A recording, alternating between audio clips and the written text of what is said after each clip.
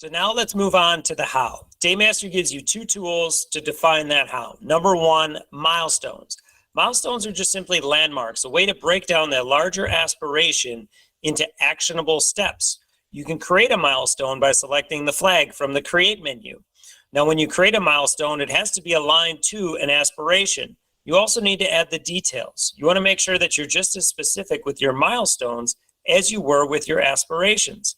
Lastly, you have a target date, right? This is just a goal within a goal. So you want to make sure that you're making progress and achieving that milestone within a dedicated period of time. Now, the benefits of creating milestones is the breakdown effect. It makes it much easier to manage and execute when you have these smaller pieces. It makes it more achievable for you. So if we look at that example of losing 20 pounds, you can break that down into 4 or 5 pound milestones, and that should make it easier to achieve. Now, your milestones are optional. It just depends on the amount of effort required to achieve your goal.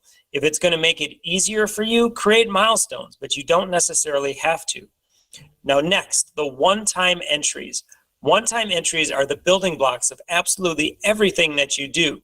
Some examples of one-time entries would be working for 8 hours, sleeping for 8 hours, going out with your friends for 2 hours, working out for 30 minutes. Anything that you do for a specific period of time is a one-time entry. Now, you can create a one-time entry by selecting the block from the Create menu.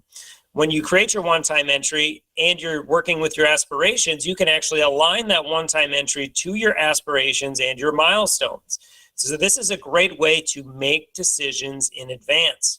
So go ahead and schedule all the one-time entries you'll need for the next week for your aspirations. That way, when you reach that point in time, you just have to execute. You don't have to decide in the moment when you're going to work on your aspiration. You've already made those decisions in advance from a much better vantage point. So go ahead and get those created, and then we'll move on to our next step, the daily plan.